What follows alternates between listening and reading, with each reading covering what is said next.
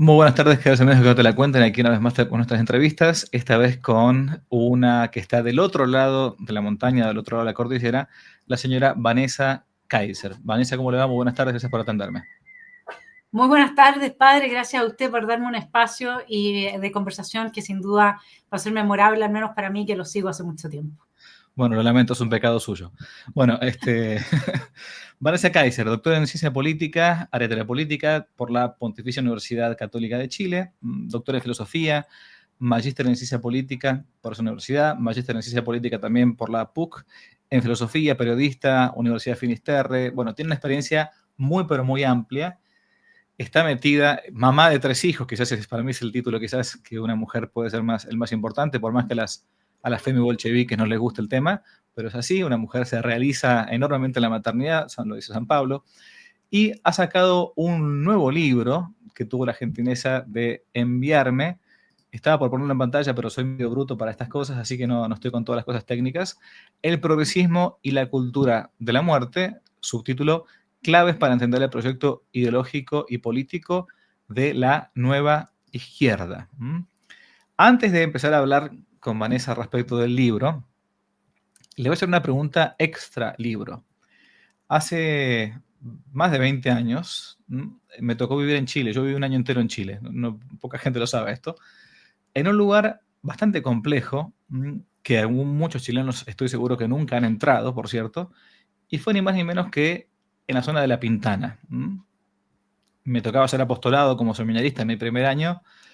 Era una población es una especie de favela, para los que no conocen un poco lo que es el término en Brasil, llamada El Castillo. Y yo venía de Argentina. En Argentina muchas veces las clases populares están más bien cooptadas por una especie de populismo izquierdista y todo. Y yo venía con la idea de que Pinochet, el gran Pinochet, había salvado a Chile del comunismo. Claro, toda la izquierda dice lo contrario, pero decir eso en un país como Argentina era algo como nefasto, era imposible. Entonces me callaba la boca, no decía nada, mucho más que estaba ya como seminarista con sotana y todo. Esta gente me va a matar, pero empezaba a hablar con la gente y me daba cuenta que toda la gente, o mucha gente en esa población, era pinochetista. Yo decía, ¿qué pasó acá? ¿Cómo puede ser que esta gente sencilla, trabajadora y todo, hablaba loas a favor de lo que había sido el gobierno, más bien de derecha, de Pinochet, con todos los errores que pudo haber tenido? Eso nadie lo niega, uno no es un necio. Pero ahora le pregunto entonces a Vanessa, en primer lugar por esto, ¿cómo puede ser que la gente sencilla, al menos hace 20 años, por lo menos en Chile, que yo conocía, era más bien de derecha y apoyaba, por ejemplo, el régimen de Pinochet? Bueno, tras 17 años, el plebiscito que se hizo con el sí o con el no, en realidad se perdió por muy pocos votos y con bastante intervención extranjera. No nos olvidemos que poco antes hubo una crisis enorme porque se envenenaron un par de uvas en nuestras exportaciones a los Estados Unidos, con lo cual le dieron la señal al gobierno de Augusto Pinochet de que si seguía adelante iban a haber consecuencias mayores para el país. Augusto Pinochet prácticamente, después de 17 años de gobierno que no fueron fáciles, a él le tocó reconstruir todo lo que destruyó el gobierno totalitario de Salvador Allende. La democracia no se quebró con Pinochet, se quebró con Salvador Allende.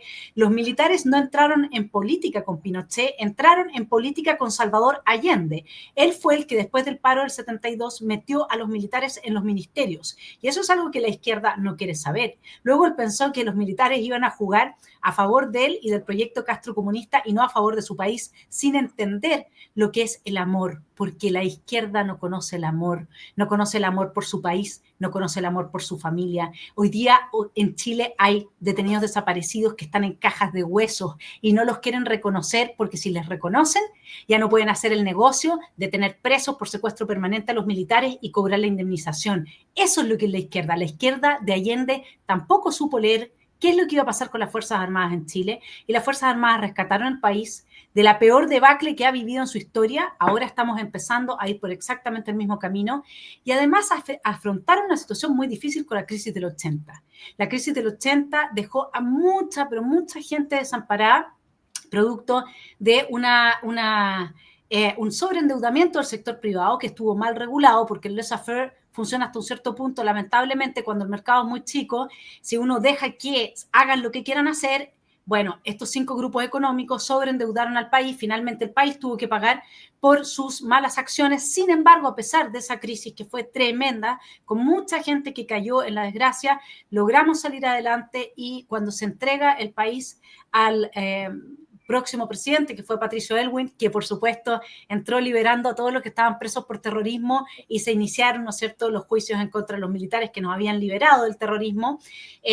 Bien, el país estaba perfectamente con un modelo que funcionaba muy bien y eso fue lo que persuadió en parte o aparte de la ex concertación, que en su minuto eran de izquierda y de extrema izquierda, a seguir adelante con el modelo económico que ahora Boric prometió enterrar en la tumba del neoliberalismo, transformar a nuestro país en una tumba, y en eso está toda la izquierda, transformando a Occidente en una tumba.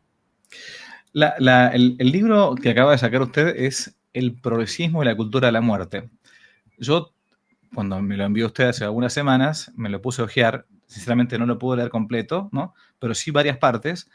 Y cuando uno se pone a fijar, al menos en el título, dice, bueno, esta mujer va a hablar acerca de la eutanasia, del aborto, ¿no? Pero la realidad es que si bien toca algunas veces estos temas, no es exactamente sobre estos temas que trata, ¿no? Si uno se pone a ver nada más que los capítulos, el primero habla de la nueva derecha, el segundo lo que hace la nueva izquierda, ¿no? Hay cosas como la nueva derecha, la nueva izquierda, cuando hay gente que uno dice, bueno, perfecto, digamos, en la precisión de los términos estriba la salud del discurso. ¿Cómo le explicamos a la gente, porque van cambiando las cosas, qué es hoy la derecha, qué es hoy la izquierda, qué es hoy ser liberal, qué es hoy ser conservador? Porque la verdad que es como que decía Chesterton, que las palabras se habían puesto un poco como locas. Si uno no termina definiendo qué cosa es cada uno o qué cosa entiende por esto, no, digamos, terminamos como una especie de diálogo de sordos. ¿Qué es la nueva derecha y qué es la nueva izquierda en todo caso? Me parece que la definición más clara es aquella que surge de la observación de la realidad y de un diagnóstico preciso de la realidad. El mapa político ha cambiado. Nosotros ya no somos izquierda y derecha en los términos clásicos que estaban representados durante la Guerra Fría, sino que hoy día somos globalistas y soberanistas. La nueva derecha se caracteriza específicamente, el punto que comparte y que tiene en común es el ser, digamos, o el defenderse del globalismo, es decir, de la usurpación de la soberanía que está llevando a cabo los organismos internacionales, acompañados de las élites del Foro de Davos neomalthusianas, que están obsesionadas con reducir la población mundial, y por lo tanto la nueva derecha está consciente que el peor peligro que enfrentan los países hoy día, la soberanía de los países, es decir, la libertad suya y la mía, padre, y la de todos los que nos están escuchando, son los organismos internacionales que vienen empujados por capitales transnacionales que por supuesto no conocen patria, por supuesto no conocen el amor, por supuesto no saben lo que es ser conservador, que ahí yo voy justamente con Scruton, que dice que conservador es aquel que ama su mundo, que ama a su familia, que ama su forma de vincularse con los demás y que está dispuesto a luchar por esa patria, por esa familia, por esa estructura valórica en la que se afirma, en nuestro caso cristianos, porque somos cristianos, seamos creyentes o no, los que somos cristianos afirmamos la vida. Y esa afirmación de la vida es la que necesitan destruir. Y para destruirlo, lo que hacen es condicionarnos hacia el corte, planteo yo en mi libro, que es bastante grueso, padre, sí que estaba bien que en el poco tiempo que leí no lo haya podido leer completo, pero si se fija en la portada está el hombre Vitruvio. El hombre Vitruvio tiene 4 piernas, 4 brazos y su cabeza, y esto representa para mí, en la simbología que trabajé dentro del libro, los 9 vínculos en los que el ser humano afirma la vida. Si cortamos esos 9 vínculos, el ser humano queda en un estado de superfluidad, ahí sigo a Hannah Arendt, ¿no?, en que lo arrasan, no tiene por qué defender su vida, no tiene cómo no aspirar a los 25 años con una depresión a que le den una hora de eutanasia y terminar luego con su padecimiento de estar vivo. Esos 9 vínculos en breve son el vínculo con Dios, el vínculo con el planeta, el vínculo con la especie, el vínculo con la tradición, el vínculo con la nación, el vínculo con la sociedad, el vínculo con la familia, el vínculo con la conciencia, el vínculo con el cuerpo. Son 9 vínculos que la izquierda, con la ideología ecocéntrica y con la ideología de género, están condicionándonos a romper de manera que ya no podamos afirmar la vida. Aquí en Argentina hubo un gran mártir, Jordán Bruno Ollenta. Hablamos antes del tema del terrorismo, la izquierda. Y hay una frase que me gusta mucho repetir, alguna vez la publiqué en Twitter, a alguno no le gustó, pero la voy a poner acá en pantalla, donde decía, bueno, qué entiende él por derecha. A ver si acá lo puedo llegar a... se me acaba de ir. No, acá está, perfecto. Dice Juan Douglas Nunes, hablo de derecha en el sentido del arraigo a la tradición espiritual e histórica de las naciones cristianas. Hablo de derecha en el sentido de adhesión al orden natural y cristiano de la vida, en la familia, en el municipio, en la escuela, en la universidad, en la empresa, en el Estado. Hablo de derecha en el sentido de adhesión a la civilización cristiana occidental, en el orden de las verdades esenciales, en el orden de sus instituciones. Una vez comenta que le dijeron que una vez que usted, doctor, profesor oyente, está atrasado 40 años. Yo no estoy atrasado 40 años, respondió. Yo estoy atrasado más de 20 siglos, porque lo que enseño comenzó allá por el siglo IV, V antes de Cristo. Obviamente, Platón, Sócrates, Aristóteles, ¿no? Luego tuvo una primera culminación decisiva con la venida de nuestro Señor Jesucristo, ¿no? De manera que lo que yo enseño es realmente anacrónico, pero no es un anacronismo de 40 años, sino de más de 20 siglos. Lo que llamo derecha, para ponerlo a esa izquierda atea, apátrida, es la restauración en Cristo de todas las cosas. ¿Qué le parece esta afirmación? Yo estoy en principio de acuerdo. Lo que pasa es que obviamente que cuando uno conversa o responde en el marco de entrevista tiene que simplificar los argumentos. Obviamente. Y, porque si no es imposible. Y yo creo que lo que puedo agregar a lo que está definido ahí no es algo de lo cual él no esté consciente. El problema de pasar del teocentrismo al antropocentrismo y de cortar el vínculo con Dios, por lo que Nietzsche lloraba, adoraremos la piedra. Hemos perdido la capacidad de conexión con Dios, hemos cambiado a Dios por la nada. Eso es lo que él llora y que ha sido muy mal interpretado porque no se le ha entendido. Bueno, también Max Weber dice, ahora la jaula dorada quedó vacía, ahora el advenimiento del antropocentrismo tiene efectos que son mucho mayores de lo que nosotros estamos pensando. Tener esta norma binaria de la que habla la izquierda y no la trinitaria, que es la que aporto yo desde la lectura de San Agustín y la vida en Cáritas, lo que genera, en definitiva, es una desvalorización y desacralización de todo lo que debía mantenerse sagrado para nosotros. Y una civilización no sobrevive sin lo sagrado. Lo sagrado en términos de aquello que es digno del máximo respeto, la infancia sagrada. El vínculo matrimonial es sagrado. La iglesia, por Dios, es sagrada. Entonces, cuando nosotros, y la experiencia de lo sagrado es una experiencia psíquica.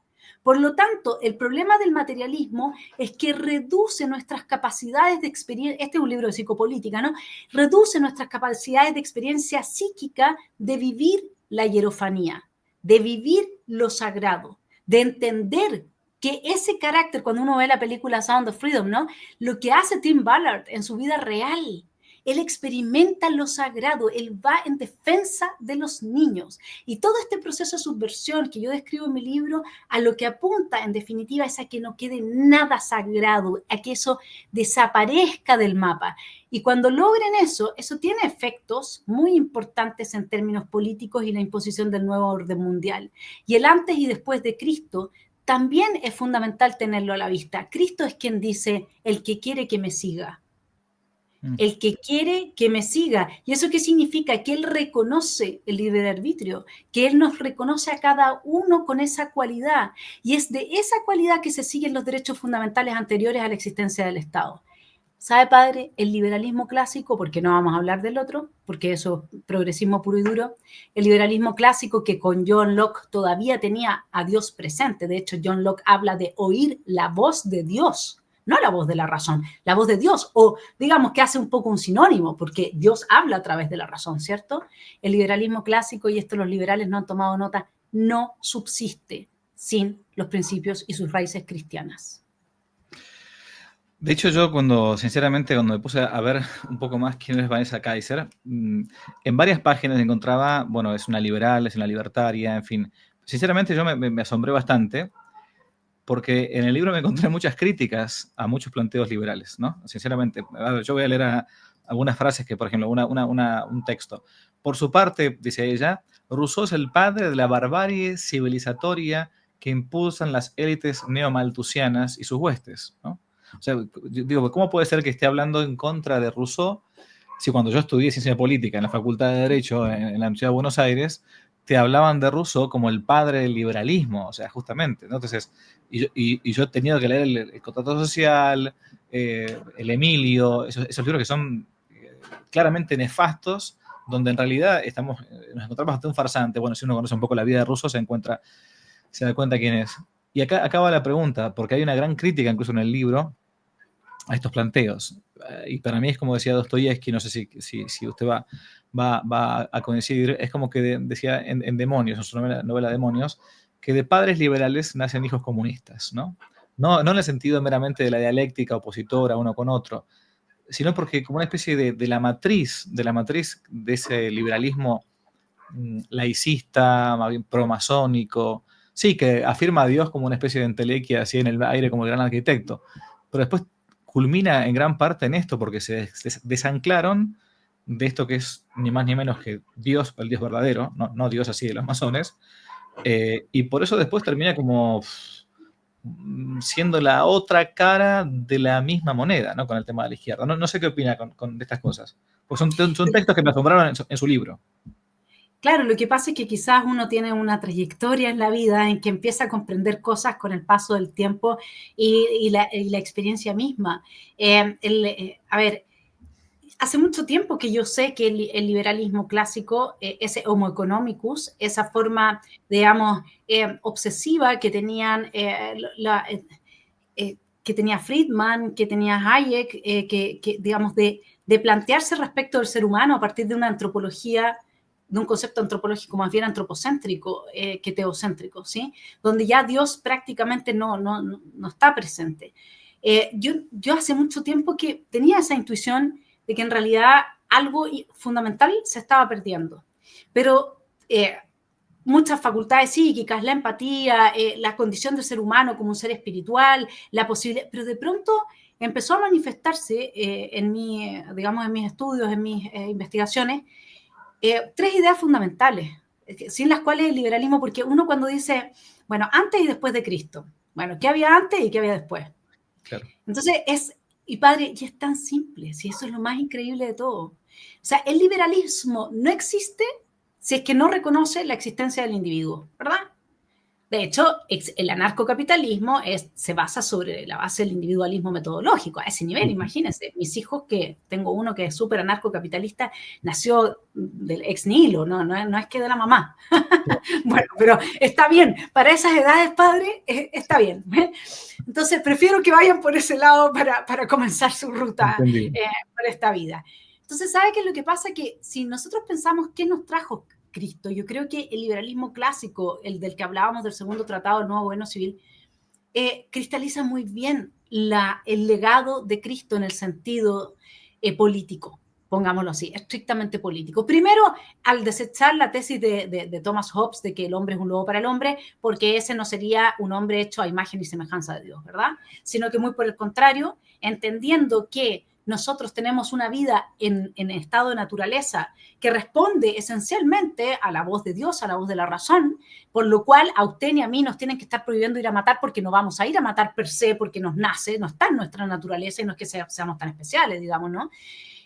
Resulta que es después de Cristo que empieza a desarrollarse el camino de este individuo que tiene su dignidad, que es persona, que producto de que es persona única, irrepetible, por lo tanto no es simplemente una masa, un colectivo al cual se le puede arrasar, tiene estos derechos fundamentales, que dado que tiene estos derechos fundamentales, Jesús nos dice al César lo que es del César y a Dios lo que es de Dios. Es decir, hay un claro límite a la intervención del poder político en la vida de los seres humanos.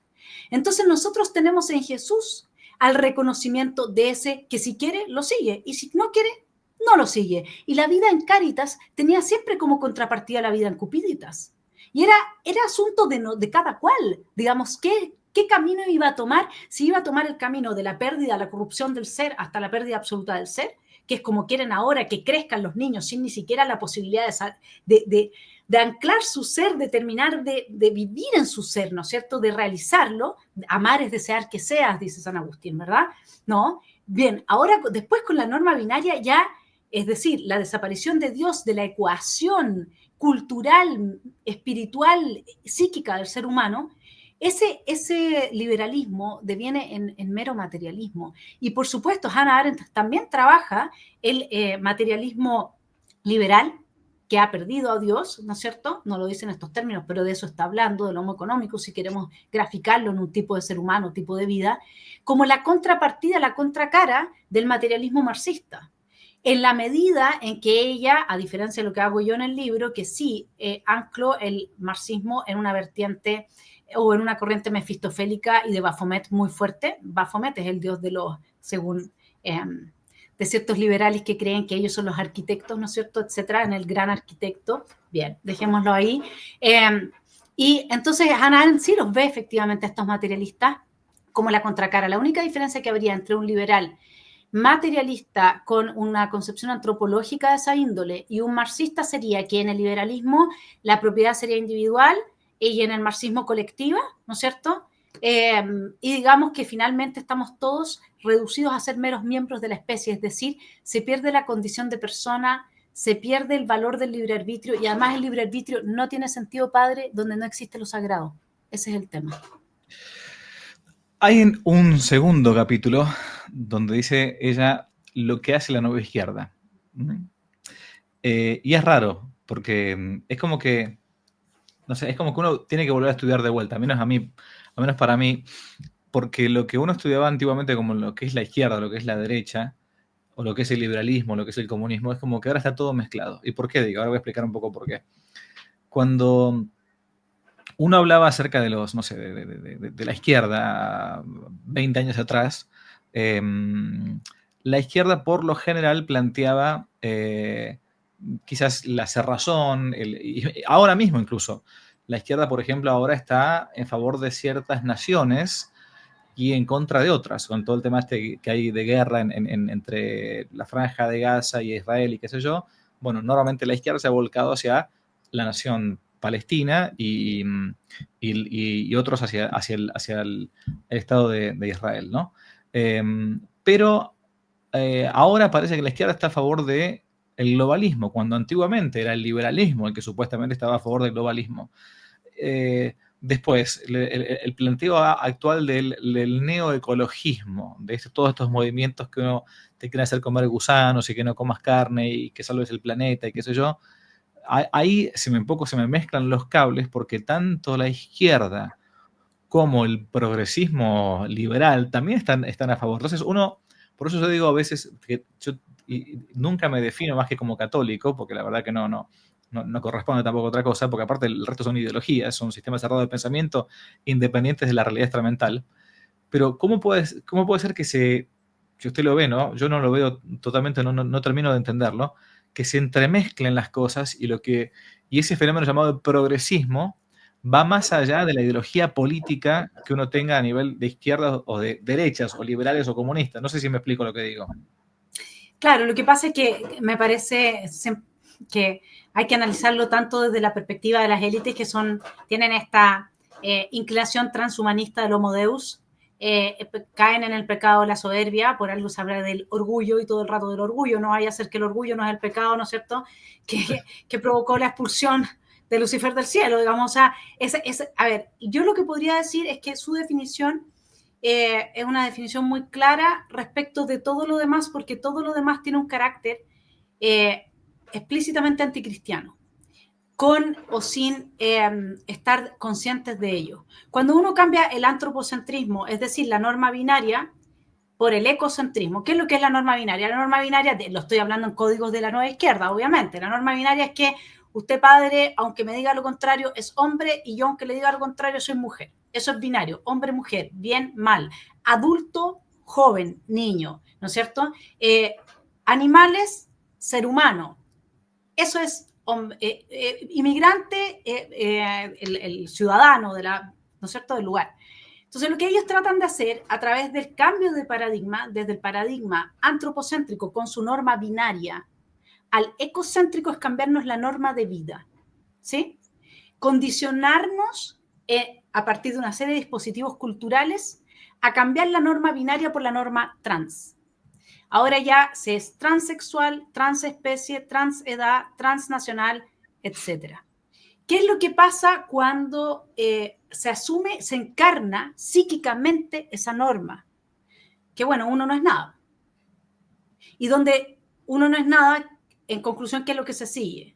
que uno no puede afirmar la vida, uno no puede tener hijos, porque si uno no es nada, tampoco cómo va a trabajar, cómo va a tener propiedad privada, cómo va a formar familia, cómo va a pertenecer a una iglesia, cómo va a pertenecer a una comunidad. Uno no es nada, ¿sí? Entonces, si yo como mujer me autopercibo hombre y me meto a un grupo de deportistas hombres y digo que por inclusión me tienen que recibir, supongamos que ellos son levantadores de pesas, les destruyo el deporte, como ya hemos visto que ha sucedido, porque yo digo que entre los ganadores tiene que haber una mujer, porque si no, no son inclusivos, ¿sí?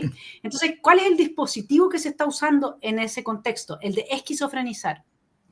El esquizofrénico no distingue. Psíquicamente tiene una herida que lo lleva a ser trans todo. Nada es fijo. Todo se va moviendo. Ahora, ¿qué pasa cuando yo no distingo a mis padres? Que ese es otro dispositivo, la desedipidización, como le llaman. ¿Sí? Si no distingo a mis padres, no distingo a mis hermanos, no distingo arriba de abajo, viejo de joven, hombre de mujer, bien de mal, que estoy listo, soy el producto perfecto de la cultura de la muerte.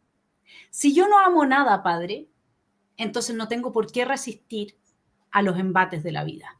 Nosotros, porque ahí se han cortado todos los lazos que yo le mencioné anteriormente, en una persona que está bajo ese estado. El punto es que nos están induciendo ese cambio de norma, de la norma binaria, en que yo al menos todavía reconozco hombre, mujer, niño, hay un cierto orden, hay una cierta estructura que es el orden natural que subsistió a la base institucional al embate antropocéntrico. Ese orden natural todavía estaba presente dentro de nuestras instituciones, por lo que nos permitía afirmar la vida, por lo que nosotros podíamos hacer, como lo hacemos en Chile, una vez al año la Teletón, ¿no es cierto? Me imagino que usted sabe que se junta dinero para ayudar a los niños que nacen con problemas. Bueno, esos niños hoy día hay países en los que se abortan, ya no nacen, ¿sí? Nosotros chilenos seguimos siendo cristianos en el sentido que afirmamos la vida. Si lo que Jesús trajo, y esto no es algo que es algo que me ha llegado de distintos análisis, no es la posibilidad de que existan hombres buenos y hombres malos, entendiendo hombres en el sentido clásico de genérico, ¿no? Lo que Él nos trae es la vida. Él nos trae a la vida. Entonces, lo que ellos nos están condicionando es a la muerte, a partir de todos estos dispositivos que yo menciono en el libro, y no nos estamos dando cuenta. Jan Hirsi, hablando con Jordan Peterson, le decía, mira, yo sé que hay un elefante en la cristalería, yo sé que hay un elefante que lo está rompiendo todo, pero no logro ver el elefante. Y por eso a mí me salió tan largo el libro, padre, porque necesitaba describir al elefante. Entendido. A ver, usted habla bastante en el libro del tema del cambio de sentido común, ¿no? Acá en el canal muchas veces hemos tocado el tema de la nueva izquierda, de la escuela de Frankfurt. Yo soy admirador, en el más sentido de la palabra, de Antonio Gramsci. De hecho, mi pasión por el tema de lo que es la contrarrevolución cultural católica nació escuchando una conferencia acerca de Gramsci, denostando a Gramsci, digamos, pero me di cuenta que es un tipo que la vio, digamos, ¿no? Y también la escuela de Frankfurt, que supo perfectamente exiliarse a tiempo de Alemania y terminó haciendo, bueno, todo lo nefasto que vemos nosotros ahora desde Estados Unidos. O sea, bueno, salieron siendo, entre comillas, comunistas y se hicieron totalmente procapitalistas, digamos, ¿no? Pero el punto está en el siguiente. Uno dice, bueno, ¿cómo es que nos han ido cambiando con el tiempo el sentido común? ¿Y por qué se la toman con el sentido común? Que acá no estoy hablando de sentido interno, así como la imaginación, la cogitativa. Digo, como decía Gramsci, es la filosofía de los no filósofos. ¿Cómo ha hecho la izquierda en todos estos años, o el progresismo, si queremos para hablar de modo más genérico, para ir tomando poco a poco el sentido común de la gente? Bueno, han usado, por supuesto, por eso es que esto se llama batalla cultural, ¿no? Pero como el artículo que le mandé, yo ya sé hace rato que esto es una guerra espiritual, porque lo que hay a la base, lamentablemente, es este anticristianismo, que anticristianismo es un eufemismo para no decir satanismo, digamos, sea así de simple, ¿no? La cultura de la muerte. Yo creo que lo que han hecho fundamentalmente ha sido desacralizar la vida humana. Nosotros, a partir de la Segunda Guerra Mundial en adelante, precisamente ese es el origen de la ONU y antes de la Liga de las Naciones que fracasó, nosotros tenemos una Carta Fundamental de Derechos Humanos, y esa Carta Fundamental que lo tiene solo Occidente. Este es un punto muy importante. Solo en Occidente se respetan los derechos fundamentales, el poder político tiene un límite. Por lo tanto, a ver, los cristianos culturales tienen mucho que perder en esta batalla.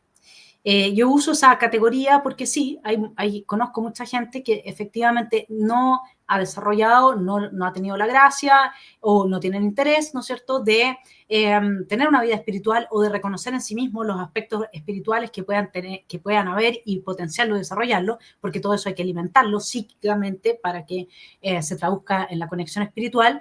Es decir, no han decidido cambiar la vasija para echar el vino nuevo, entonces la vasija vieja no funciona, ¿no es cierto?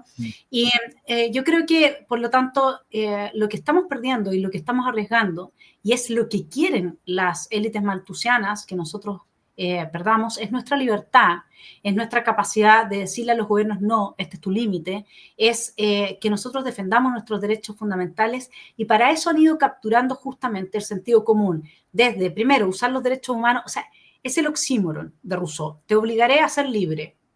¿Cómo me vas a obligar a ser libre? Claro, yo dedico un capítulo a eso, ¿no? Lo que dice la nueva izquierda. ¿Cómo usan el oxímoron? Y todo esto viene de Rousseau. Para mí, el padre de la presencia del anticristianismo radical, es decir, el satanismo radical en Occidente, es Rousseau.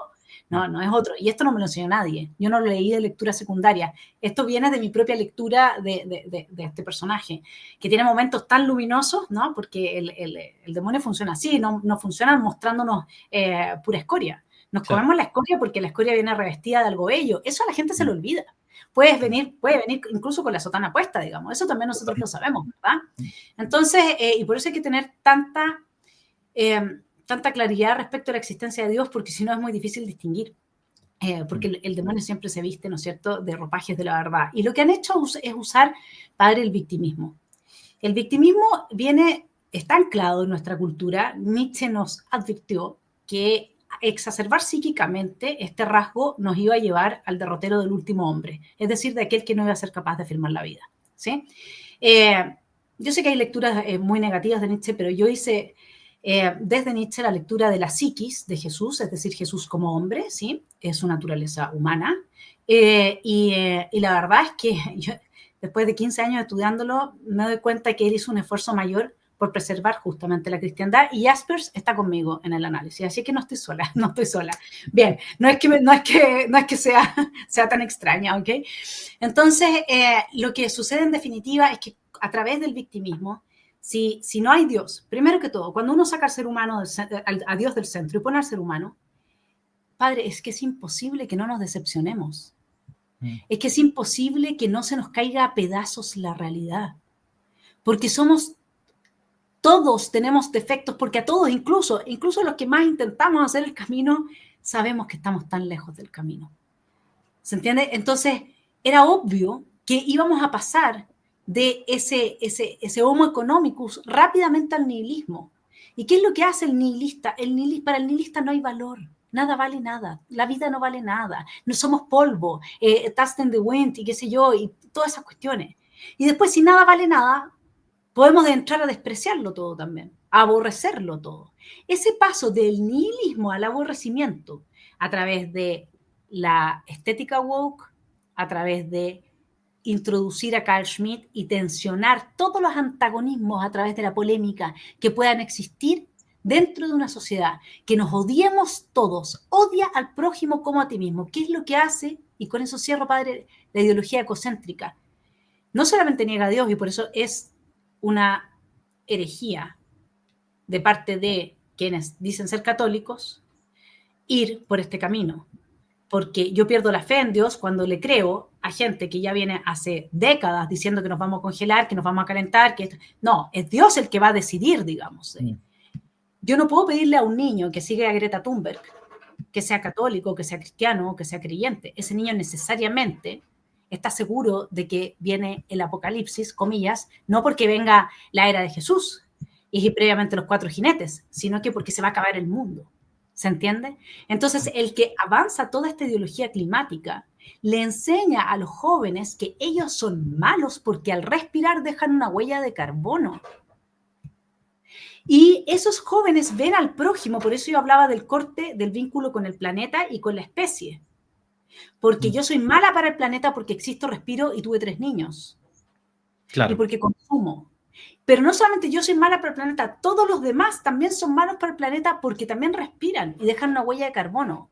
Y eso es lo que quieren, a través de las cuentas bancarias, medir según cuánto gasta cada cual, para cobrarnos un impuesto a nivel personal. Todo esto tiene bajada, toda esta filosofía que yo le estoy hablando acá, que parece así como una cosa muy, una quimera, ¿no? Tiene una bajada concreta en la Agenda 2030 hasta con indicadores. Si usted nos está viendo acá, no me creen, vayan al ODS número 8 y revisen los indicadores que establecen la medición de la huella por persona, la huella por sociedad, la huella por país de la emisión de CO2. Entonces, y ante eso, impuestos. Y en esto, toda la banca coludía, porque neomalthusianos, con la nueva izquierda, que son los marxistas que perdieron después de la caída del muro. Entonces, claro que tenemos esta tensión del mapa, el nuevo mapa político donde la izquierda capturó los organismos internacionales, desde ahí está destruyendo los Estados-nación, el capitalismo, disolviendo la unidad, la cohesión nacional, etcétera, y por otro lado estos neomalthusianos que qué mejor que destruyan las sociedades, que las hagan invivibles porque queremos volver a ser 700 millones de personas en el planeta. Ahora, uno, ¿cómo usted ve la lectura? Hace poquito ganó Trump en Estados Unidos, acá en Argentina Javier Milei, Bukele en Centroamérica. ¿Cómo ve que haya en algunos ambientes de gente más jóvenes, por ejemplo, usted me hablaba de su hijo, por ejemplo, que prefería que fuera ahora de joven anarcocapitalista y no marxista hippie setentoso, digamos, ¿no? ¿Por qué cree que hay gente joven que se ha volcado hacia esto que podemos llamar, yo no digo, no sé si nueva derecha o conservadurismo o lo que fuere? ¿Es por una reacción, por una cuestión de las redes sociales, por una ley del péndulo que tanto han tirado para un costado? Porque al final de cuentas, yo lo veo experiencialmente en mi vida como sacerdote, que cuando uno conversa con estos jóvenes, que sí, un anarcocapitalista o un conservador es un católico en un par de años, o sea, un cristiano en un par de años, ortodoxo, lo que fuera, no importa, bueno, no me meto en el tema ahora. Pero es como que están a mitad de camino, pero van caminando hacia eso, porque al final de cuentas se dan cuenta que, bueno, que la religión católica es la más cristiana que existe, que no se inventó la rueda y, bueno, que hay un tiempo para todo. O sea que en la época de mis papás quizás estaba de moda ser hippie, y ahora quizás está de moda ser, no sé, anarcocapitalista o conservador o derecha. ¿Por qué cree que se llegó hasta esto? ¿Cómo puede ser que estamos en propaganda súper pro-globalista, pro-ecologista, pro-vegana, pro-woke, pro-feminista, y toda esta tontera, y esa gente joven que se vaya al contrario? ¿Por qué? Bueno, el caso de mis hijos es como bien particular, porque en realidad mi hijo mayor partió sin conocer a Javier Milei, leyendo a Rothbard, rayó con Rothbard, me hablaba todo el día de Rothbard y yo nunca había leído a Rothbard, y me hablaba de Hoppe y me hablaba de todos estos señores y yo nunca jamás los había leído en mi vida. Y cuando me invitaron a la Universidad Francisco Marroquín y me encontré con Rothbard, y dije, pucha, qué feo el padre intelectual de mis hijos, dije yo, porque era... De verdad, yo no, es más, para mis hijos, mi hermano Axel, que es muy conocido, ¿no? Que él es minarquista, uno podría decir, ¿no? Él es un tibio socialdemócrata porque es minarquista, ¿ah? Y las risas en la mesa eran de esa índole. Y a mí, bueno, yo tuve siempre una sensibilidad con esto de la colusión entre los empresarios y el poder político. Y si usted se acuerda, antes de que apareciera como en el imaginario este anarcocapitalismo, los que denunciaban esto era la gente de izquierda, a pesar de que después lo usan a su favor. Y yo siendo joven, yo me sentía muy identificada con eso. Yo pasé por una época bastante izquierdosa, bien zurda, le diría yo. Entonces mis hijos, en reacción a esa mamá, que era así, de hecho uno de ellos siempre me dice, ¿qué le diría la Vanessa de los 30 a la de los 47? Así como grave, ¿me entiendes? Yo diría que, no sé si es moda, porque en general me parece que es un pequeño grupo de jóvenes, creo que en Argentina terminaron de decepcionarse de las utopías y de las promesas, llevaban demasiado tiempo y un desgaste. Hay un desgaste en el que ya los jóvenes que apoyaron a Milei ya no les creían nada a estos compadres. En cambio en Chile ese desgaste no existe. En Chile todavía la juventud está más bien volcada hacia el progresismo. En Alemania, en general, o sea, mi hijo mayor con un grupo armaron el Partido Libertario, y en general es muy incipiente, prácticamente no existe, y hoy día acaban de sacar una ley que si uno critica al Estado se puede ir preso en Alemania, lo mismo que si no usa los pronombres que corresponden. Si a mí ahora se me ocurre cambiar de un minuto para otro y decirle que me tiene que tratar como hombre, esto en Alemania recién, ahora hace un mes, y no lo hace, yo lo puedo denunciar y usted se va preso. Eso es lo que acaban de aprobar en Alemania, con eso le digo todo. Y claro, puede ser que vaya avanzando la derecha, pero la verdad es que en la medida en que estos jóvenes no tienen... yo soy profesora universitaria y tengo un instinto maternal que alcanza, digamos, yo creo que para la mitad de Occidente. Por lo tanto, siempre estoy conversando con jóvenes, siempre los recibo muy en mi corazón y a los niños también. Y si usted me pregunta a mí, desde esa realidad psíquica mía, la verdad es que hoy día los jóvenes no son, han perdido la capacidad de formar familia, en su gran mayoría. Es una pequeña minoría de mujeres la que todavía conserva el instinto maternal, a la que no se lo han destruido diciéndole que los hombres son dominadores y opresores. Esta es una guerra psicológica que va destruyendo los instintos naturales de los seres humanos. Es una pequeña minoría de hombres, piensa usted, mi hijo menor me dice, mamá, mis amigos ya no quieren ir a ver si es a una fiesta, a ver si alguna mujer, digamos, coquetea con ella o qué sé yo, no quieren porque tienen miedo, no quieren porque sienten que inmediatamente los van a acusar de algo, que la microviolencia, que que el otro. Entonces, yo lo que estoy viendo, de hecho, en el caso de mis hijos que viven en Alemania, hay una tendencia justamente a mirar hacia el este, Polonia, Hungría, los países del este, fundamentalmente. Las mujeres ya no admiran en los hombres la masculinidad fuera de algunos, puede ser que a usted le vaya a dar urticaria lo que voy a decir, pero yo creo que Andrew Tate es un hombre que por lo menos es un gran defensor de la masculinidad en los jóvenes, a su modo, ok, cierto hedonismo tiene, es verdad, pero también está bien mezclado y le está en su proceso, en su camino. ¿Quién es uno para juzgarlo? Sé que se hizo musulmán, pero bueno, esas son otras cosas. Sin embargo, creo que ha sido una buena influencia en ese sentido y que las mujeres en general, como somos más emocionales, estamos, el diseño natural es ese, ¿no? Entonces, realmente si usted lo ve en las encuestas, el wokeismo y el feminismo es abrazado principalmente por las mujeres porque nos sentimos frágiles ante el mundo y esa fragilidad se traduce, lo han logrado traducir a este victimismo que traíamos, digamos, inserto en un cristianismo que fue capturado por el chandala, diría Nietzsche, es decir, si usted citó a Dostoyevsky, mi autor favorito, así que por el inquisidor, digámoslo así, ¿no? Claro. Ahí nosotros nos entendemos. Fue capturado, digamos, la iglesia en parte importante ha sido desde ya mucho tiempo capturada por el resentido, el chandala, el inquisidor, ¿sí? Que lo sirve a él en minúscula, por así decir. Y eso ha generado que este victimismo se ha ido exacerbando porque es la manera de manipular a la gente.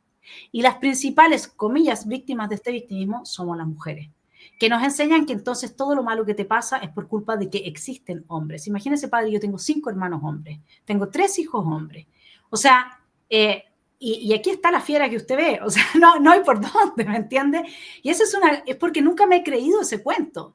El cuento, no porque no haya sido difícil, sino que porque nunca me he creído, al contrario, ser madre, como decía usted, a mí me dan pena los hombres que no pueden, porque los hombres no pueden ser madre. Yo sé que pueden ser padre y que es maravilloso, pero ese vínculo de la maternidad, ¿no? Esa crianza, ese gestar al niño. O sea, cuando yo pienso que 72 millones de mujeres al año transforman sus úteros en los cementerios de sus hijos, ¿cómo se sigue adelante? ¿Me entiende? O sea, ellos están... Esta es una guerra psicológica. ¿Qué hace una mujer cuando oye a un bebé llorar y ha abortado a su hijo? Imagínese, padre, que en Colombia puede hoy día el aborto es hasta los 6 meses, pero no se puede hacer pesca con mosca porque los peces son sintientes. Y yo tengo una sobrina que nació a los 6 meses. ¿Se entiende el proceso de esquizofrenización? Por eso es que Ian Hirsi hablaba de este elefante gigante que lo está rompiendo todo y que no lo ve. Por eso es que yo hice, porque esto se trata de la cultura de la muerte. La cultura, padre, es, yo la defino muy, muy simplemente para no darse tantas vueltas filosóficas. La cultura es el vínculo que tengo conmigo mismo y con el entorno. Y en ese vínculo intermedia Dios, o puede no intermediar. En ese vínculo puede estar el instinto maternal o puede estar el odio hacia los hombres porque así me lo enseñaron. Imagínense, padre, con esto cierro, un alcalde chileno que dice ser muy católico. Y aquí es donde uno realmente se impacta, porque el problema está entre nosotros también. Un alcalde católico trajo unos robots, unos bebés robots, y se los pasó a niñitas de 13 años, de 12 años, para que se hicieran cargo los bebés robots, obviamente, que lloraban toda la noche, que no paraban de gritar, y las niñitas entonces quedaron con un trauma psicológico. Porque si no fuese porque uno ve a su bebé y es su hijo, y llega a tal extremo esto, padre, que cuando en Chile antes se producían problemas de que se intercambiaban guaguas recién nacidas, bebés recién nacidos, las mamás se daban cuenta después de una semana que no era su bebé. Así de sabia es la naturaleza. Y había noticias en que, se devolvieron los bebés que habían estado equivocados y las dos mamás se habían dado cuenta, este no es mi bebé, imagínense. Imagínense lo que es reemplazar la demanda de un recién nacido, que es el hijo de uno, por un robot, pero con la misma exigencia, a una niñita de 12 años. Obviamente con eso destruimos en ella el deseo de ser madre y de dar vida. Y eso es todo lo que ellos pueden hacer. ¿Por qué es tan feo y tan asqueroso el wokeismo, padre? Porque nos lleva a detestar al prójimo. ¿Quién podría, en su sano juicio, amar a un ser humano que es su prójimo? Yo sé que Jesús habla del buen samaritano, pero extendámoslo al sermón de la montaña, que es su prójimo y que está haciendo ese tipo de exhibicionismo delante de niños. ¿Quién podría amar a ese prójimo? ¿Se entiende cómo nos están destruyendo por dentro? Totalmente. Es parte del mundo que nos toca vivir. Pero así todo, bueno, por lo menos yo siempre lo digo, es el mejor momento. Porque si Dios nos hubiese querido poner en otra época de la historia, como dice la Escritura, lo hace todo con peso, número y medida. Así que no se le escapó tampoco hacernos vivir en este tiempo. Vanessa, muchísimas gracias por el tiempo, ¿no? Vanessa Kaiser, El progresismo y la cultura de la muerte, el último de sus libros, su título, Claves para entender el proyecto ideológico y político de la nueva izquierda. Primera vez que estamos en Que no te la cuenten. Espero que no sea la última, Vanessa. Por supuesto que no, padre. Yo también lo voy a convidar a mi canal para que conversemos de temas que yo sé que usted maneja mucho mejor que yo. El libro va a estar disponible, yo creo que desde la próxima semana, de forma electrónica, o sea, digital, y de ahí ya sigo avanzando con editorial en Argentina, editorial afuera, y la chilena, que ya lo tiene acá, por si es que alguien viaja a Chile y lo quiere conseguir, es Editorial Conservadora. Así es que ahí está el elefante. Excelente. Dios los bendiga mucho y que no te la cuenten. Si les gustó el video, aparte de suscribirse, activar la campanita y comentar, en la descripción de este video se van a encontrar con el link de la plataforma Patreon, un modo concreto de apoyar este apostolado que intenta hacer una contrarrevolución cultural y espiritual. Dios les bendiga y que no te la cuenten.